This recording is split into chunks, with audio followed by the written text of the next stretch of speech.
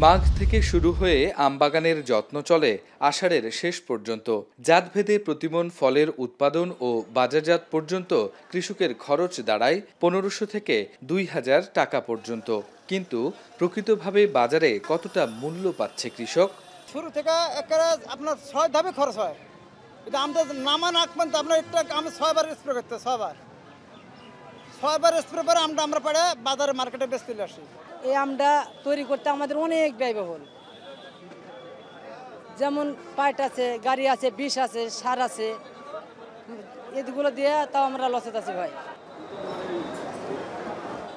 ৫০০ গ্রামে half KG, ১,০০০ গ্রামে ১ KG, ২০ কেজিতে আধা মণ আর ৪০ কেজিতে ১ মণ, এভাবে ২৭.৫ মণে ১ মেট্রিক টন। ও হিসেব করছিলাম আসলে বিক্রয়ের এককগুলো, কিন্তু বানেশ্বর বাজারে আসলে এই সমস্ত বিক্রয়ের একক কোনোভাবেই মেলে না। কারণ এখানে ৪৮ কেজিতে হয় ১ মণ, এবং কৃষককে ব্যাপারীর কাছে আম বিক্রির ক্ষেত্রে সেটি কোনো কোনো সময় ৫১ থেকে ৫৫ কেজি পর্যন্ত গিয়ে থাকে ১ মণে। এই যে কৃষকের অতিরিক্ত আম চলে যাচ্ছে ব্যাপারীর ঘরে, তাতে ক্ষতিগ্রস্ত হচ্ছে কৃষক। কিন্তু সেটা কিভাবে, চলুন দেখাবো। প্রায় ২৬ একর জায়গা জুড়ে বানেশ্বর বাজার, যার এক কোণে বসে এ অঞ্চলের আমের সবচেয়ে বড় পাইকারি হাট। রাজশাহীর পুঠিয়া, দুর্গাপুর, চারঘাট, বাঘাসহ ৯ উপজেলা এবং নাটোর ও নওগাঁর কিছু গ্রাম থেকে আম আসে এই হাটে।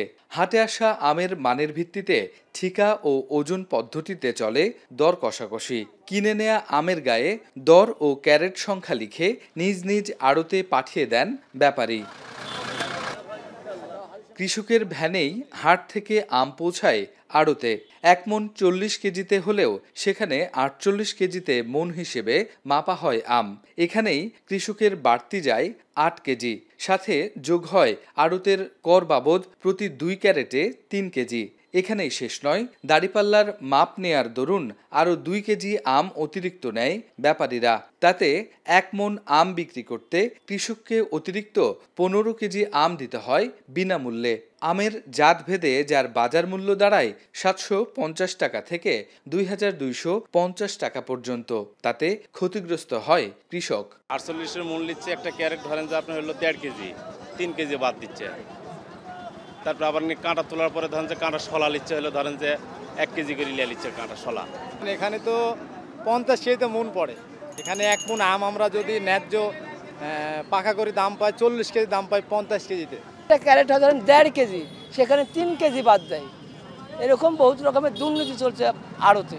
আমের বেচাকেনায় অতিরিক্ত আম নেয়া যেন এ বাজারে নিয়মে পরিণত হয়েছে। ব্যবসায়ীরা বলছেন, কাঁচামালের পচন, পাকলে কমে যাওয়ার দরুন অতিরিক্ত আম নিচ্ছেন তারা। ক্যারেট ২ কেজি আর ৪৮ কেজি, এই ৫০ কেজি টোটালে আমরা আমটা নিয়ে নিই, এবং ওই ২ কেজির মধ্যেই ৪৮-এর মধ্যে আমাদের 2 কেজি শলা থাকে।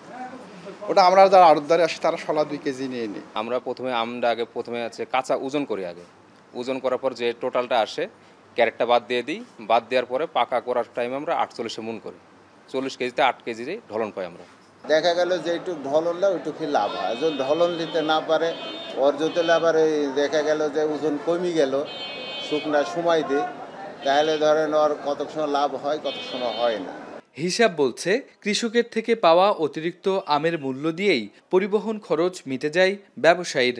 তবু রাজশাহী বা ঢাকার খুচরা বাজারে আমের দাম কমে না, যাকে রীতিমতো প্রতারণা বলছেন বিশেষজ্ঞরা।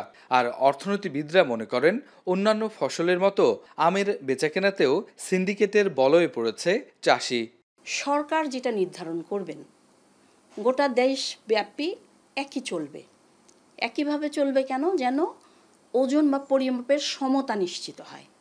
কিন্তু রাজশাহীতে কি হচ্ছে, কোথাও আমের মণ ৪৫ কেজিতে, কোথাও ৪৮ কেজিতে, কোথাও ৫২ কেজিতে, কোথাও আবার ৫৪ কেজিতে। তাদেরকে ওই আড়তদারের কাছে এসেই, বাজারে ব্যবসায়ীদের কাছে এসেই বিক্রি করতে হয়, এবং এই ক্ষেত্রে তারা যেটা করে এক ধরনের সিন্ডিকেশন তাদের মধ্যে থাকে। তারা দেখা যাচ্ছে যে নানাভাবে কৃষকদেরকে ঠকানোর চেষ্টা করে। জাতীয় ভোক্তা অধিকার সংরক্ষণ অধিদপ্তর বলছে, বাজার মনিটরিংয়ের মাধ্যমে ক্রেতা বিক্রেতা উভয়কে সচেতন করার চেষ্টা করছেন তারা। ভোক্তা অধিকার আইনে স্পেসিফিক করে বলে দেওয়া আছে পরিমাপক যন্ত্র বা পরিমাপে যদি কারচুপি করা হয় সেটা বিধান আছে যে 50,000 টাকা জরিমানা বা 1 বছরের জেল। আমাদের যেটা আসলে আইনসম্মত যেটা বিধান সেটি আমরা সবসময় তাদেরকে গাইড করে থাকি।